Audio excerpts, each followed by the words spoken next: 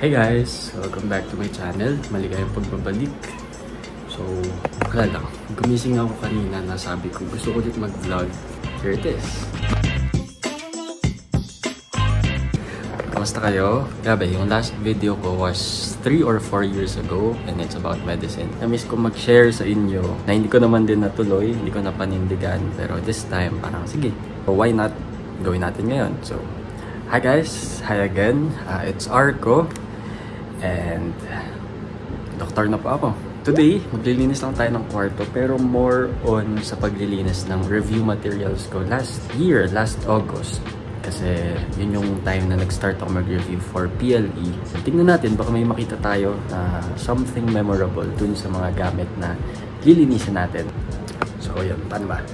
Tara, simulan na natin. Ayan, so nandito na tayo ngayon sa sahig para linisin tong mga gamit natin. So ano na nga ba nangyari sa akin for the past 3 years since nung nag-upload ako ng video. So small catch-up na lang yung video na to, including yung pag-aayos ko nito mga gamit ko last year. Siguro itong content din na ito ay parang mid-year realizations. Kasi it's my 6th month sa pagiging doktor. I think medyo okay magkaroon ng self-assessment. Kumbaga, kung kamusta na nga ba yung buhay after boards, or kung kamusta na nga ba yung buhay ngayong nagtatrabaho na tayo at kumikita kahit pa paano. Okay, ilabas lang muna natin live. Okay, may una akong nakita dito. Guys, totoo talaga. First time ko lang ulit yung nakita. Ilang months ko siyang nilagay lang dun sa ilalim ng cabinet ko kasi ayoko munang makita. Siguro dahil sa trauma. Pero una ko nakita dito is this one. Sabi ko dito, you will pass Dr. Eric Franco Habichan Physician Licensure Exam October 2024 passer. So, diba? Proof ng manifestation na nag-work talaga ang manifestation, guys. Ang cool lang kasi ang galing. Nung time na sinusulat ko to, sobrang stress ko sa pag-review. Pero ngayon, may license na ako and nagkatotoo siya. So, yay self. So ano nga ba ito? Sige, short story about dito. Ito ay ang aking clerk's notebook nung 4th year ako sa medical school. Para siyang booklet. Maliit lang. Meron siyang mga inserts. Tapos yung papers ko, dotted sa Shopee. Pwede ka pumili kung box ba yan, pure lines or plain. Meron lang ako mga divider na sa Shopee din. Ang cute, oh. Alam mo yun, sa mga small things ka talaga gaganaan sa mga duty, lalo kung 4th year ka na sa med school. Kasi peak talaga yun ng sobrang mapapagod ka, not just mentally but also physically na. Okay, so next ko nakita ay itong yearbook namin. In case hindi nyo alam guys, ako po ay graduate sa UERM sa Santa Mesa, Quezon City. Ano bang basahin ito? Eric Franco Habichan, also known as Arco, grew up in a family of communicators. He, on the other hand, always knew that speaking was not really his main domain. Art is. Wow. His childhood interest in art matured into his love for digital arts, photography, and filmmaking. And that is the reason why he studied BFA, major in advertising arts, in UST. Nakakatawa guys. Tingnan nyo naman. Graduate po tayo. Maraming salamat po sa parents ko, sa family and friends and supporters. Oh. And so first essential, super important ito.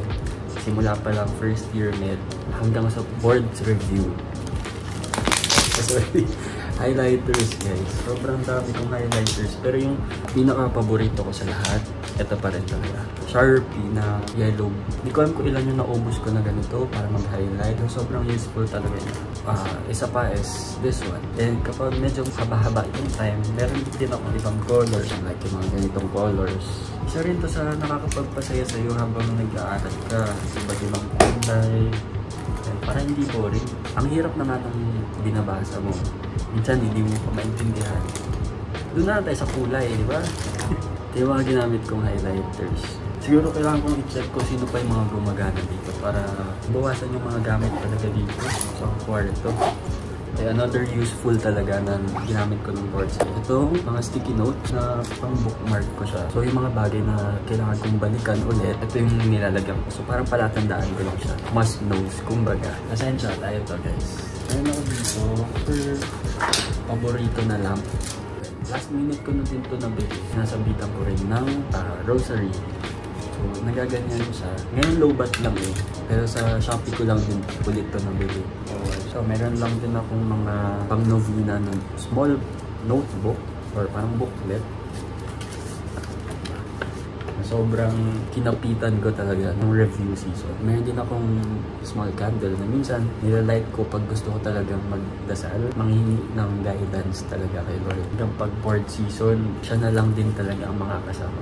So yung iba kong mga papers dito, mga certificate, mga resibo, ano yun, yung mga dapat tinatapon na natin talaga. So syempre dito din yung pinaka-bulk talaga ng mga files na nandito.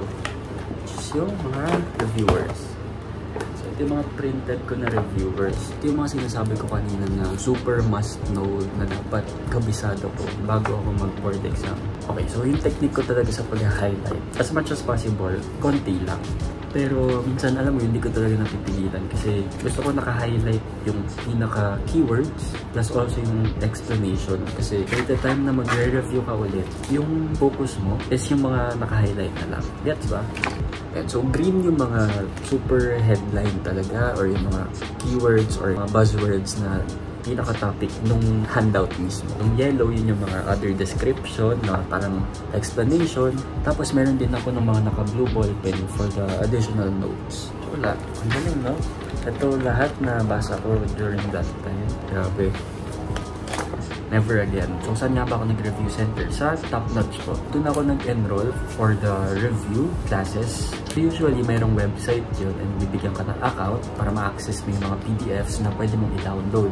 So, magkakaroon ka ng choice kung gusto mo digital or PDF ba yung review mo or printed. So, ako, ang ginawa ko ay eto, nag-print ako. So, ganito siya katangil.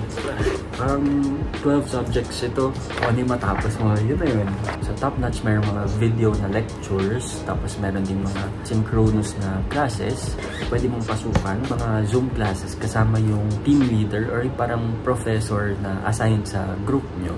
Hindi ko alam kung ipapamigay ko na ba to kasi for sure hindi ko na to gagamitin. Pero at the same time, parang sayang kasi. Parang memory din to. Isipin nyo 2 months.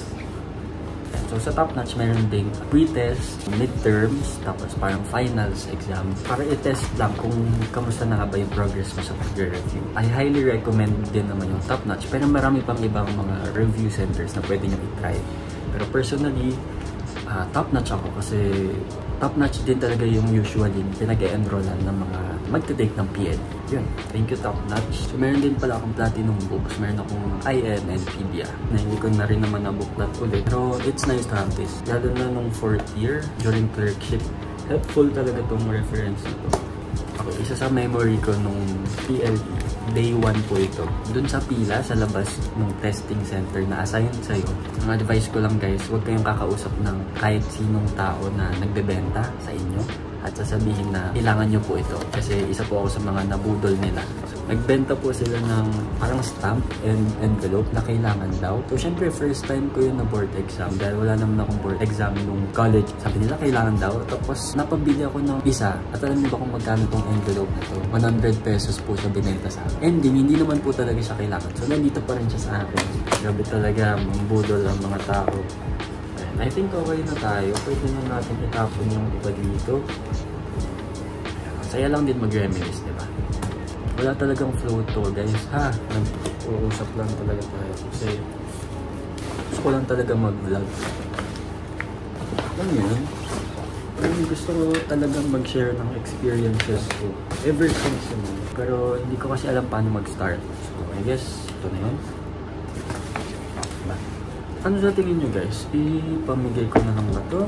Or i-keep pa din for, syempre, reference or memories? So, if merong interested dyan, pwede naman kayong mag-comment sa baba kung gusto nyo makuha yung printed version ng reviewers. Kasi, why not? Ipapamigay ko kung may interested sa inyo, ha? Small updates lang. Ngayon, 6 months na talaga ako nag-work for real. And hindi na ako nag-residency kasi feel ko, number 1 and the only reason talaga. Kung nagtuloy ako na mag-residency, sigurado ako mangyari. Mag-quit agad ako. Kasi siguro mentally, physically, hindi pa talaga ako ready mag-residency. And talaga magtitiwala ka kung ano yung totoong nararamdaman mo. Kasi kung hindi ka pa ready, bakit papasok ka sa isang sitwasyon na alam mo magiging mahirap? So ngayon, nagmo-moonlight ako. And 6 months na ako nagmo-moonlight. Pinaka source of income ko ngayon is isang hospital sa Palawan. So doon po ako nag-duty, may schedule po ako doon. Ang post ko doon ay ER, ward, and OPD. Dami ko na rin natutunan doon sa 6 months na yun. Thankful ako kasi yun yung kumbaga unang work na regular na pinasukan ko. Kasi kaya kong i-handle yung toxicity while still learning din, di ba? Kapag naman nandito ako sa Manila, hindi na ako kumukuha ng 24-hour na duty. Mga kinukuha ko na lang yung mga clinics, mga OPD, minsan mga med mission. Gusto ko kasi magpahinga din after ko mag-duty ng tuloy-tuloy dun sa Palawan. Nakasahod na din ako, na-experience ko na din magkaroon ng pera na sarili ko talaga. Sobrang saya ko kasi marami na yung days na nalibre ko yung parents ko, yung family ko. Though hindi naman sobrang kalakihan din. Pero alam mo yun, this time nagagawa ko na siya. And sobrang saya lang talaga. Ang dami ko talaga natutunan dun sa first half ng 2025. And sa second half naman, sobrang excited lang ako na merong matutunan pa. Hopefully, masundan pa tong episode na to kasi ito ko lang yung ganito, sit down. Gusto ko lang i-share sa inyo kung ano na nga bang nangyayari sa buhay ko. As a first-gen doctor, nagsisimula pa lang from scratch talaga.